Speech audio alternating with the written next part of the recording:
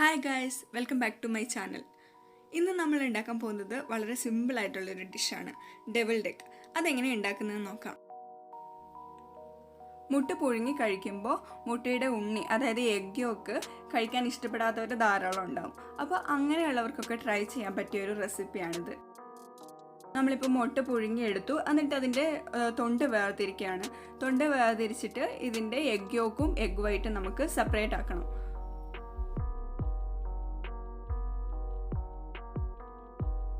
അപ്പോൾ ഞാനൊരു ബൗൾ എടുത്തു. ഇനി നമുക്ക് ഓരോ മുട്ടയും രണ്ടായിട്ട് കട്ട് ചെയ്യണം. അപ്പോൾ ഇത് കട്ട് ചെയ്യുമ്പോൾ നമ്മൾ സൂക്ഷിച്ച് കട്ട് ചെയ്യണം. കാരണം ഇങ്ങനെ കട്ട് ചെയ്തിട്ട് അതിൻ്റെ ഉണ്ണി എടുത്ത് മാറ്റിയിട്ട് നമ്മൾ ഇതെല്ലാം കൂടെ മിക്സ് ചെയ്തിട്ട് ഈ വെള്ളേൻ്റെ ഉള്ളിലാണത് നിറയ്ക്കുന്നത്, ഫില്ലിങ് നിറയ്ക്കുന്നത്. ആ സമയത്ത് അത് പെർഫെക്ഷനോടെ വരണമെങ്കിൽ നമ്മുടെ കട്ടിങ് അത്രയ്ക്ക് പെർഫെക്റ്റ് ആയിരിക്കണം.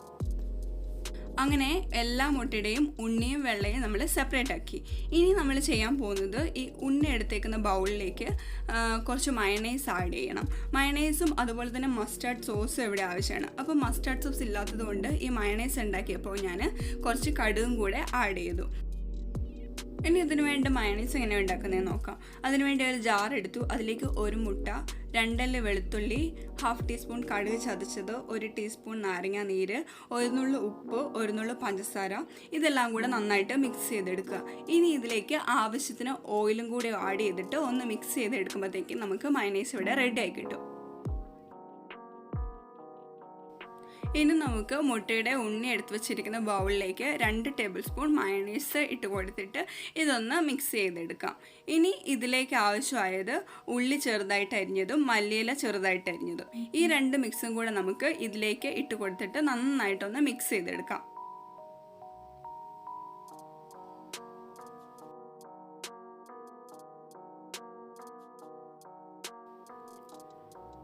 ഇനി നമ്മൾ ഇതിലേക്ക് ആവശ്യത്തിന് ഉപ്പിട്ട് കൊടുക്കുന്നു, അതുപോലെ സ്പൈസസ് എല്ലാം ഇട്ട് കൊടുക്കുന്നു. അപ്പോൾ ഇവിടെ 1 ടീസ്പൂൺ മുളക് പൊടി, 1 ടീസ്പൂൺ കുരുമുളക് പൊടി, ഇതെല്ലാം ഇട്ടിട്ട് നന്നായിട്ട് മിക്സ് ചെയ്തെടുക്കാം. അതായത് നമ്മൾ ടേസ്റ്റ് ചെയ്ത് നോക്കിയിട്ട് നമുക്ക് കുറച്ചുകൂടി എരിവ് ആവശ്യമുണ്ടെന്ന് കണ്ടിട്ടുണ്ടെങ്കിൽ നമുക്ക് കുറച്ചുകൂടി ഇട്ട് കൊടുത്തിട്ട് നന്നായിട്ട് പേസ്റ്റാക്കി മിക്സ് ചെയ്തെടുക്കാം.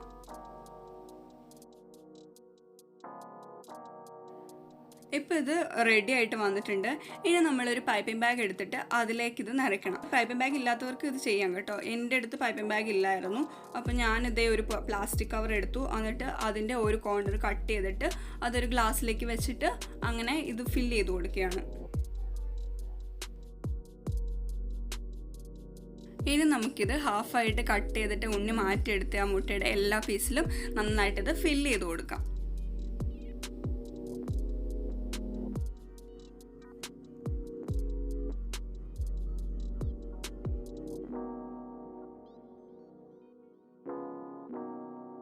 ഇനി ഇത് നമുക്ക് ഗാർണിഷ് ചെയ്യാം. അതിനുവേണ്ടി ഒരു ചെറിയ കഷ്ണം മല്ലിയില എടുത്തിട്ട് എല്ലാ മുട്ടയുടെ മുകളിലും ഞാനിങ്ങനെ വെച്ച് കൊടുക്കുന്നുണ്ട്. ഇനി കുറച്ച് പെപ്പർ പൗഡർ എടുത്തിട്ട് അത് വിതറിയും കൂടെ കൊടുത്തിട്ടുണ്ടെങ്കിൽ നമ്മുടെ ഡെവിൾഡ് എഗ് ഇവിടെ റെഡി ആയി കിട്ടിയിട്ടുണ്ട്. ഇനി നിങ്ങൾ ബോയിൽഡ് എഗ് കഴിക്കുമ്പോൾ ഈ രീതിയിലൊന്ന് ട്രൈ ചെയ്ത് നോക്കൂ. അപ്പോൾ ഇന്നത്തെ ഈ സിമ്പിൾ റെസിപ്പി എല്ലാവർക്കും ഇഷ്ടപ്പെട്ടെന്ന് വിചാരിക്കുന്നു. അങ്ങനെയെങ്കിൽ ഈ വീഡിയോ ലൈക്ക് ചെയ്യുക, കമൻറ്റ് ചെയ്യുക, പിന്നെ താഴെ കാണുന്ന ആ സബ്സ്ക്രൈബ് ബട്ടൺ ഒന്ന് ക്ലിക്ക് ചെയ്യൂ. താങ്ക്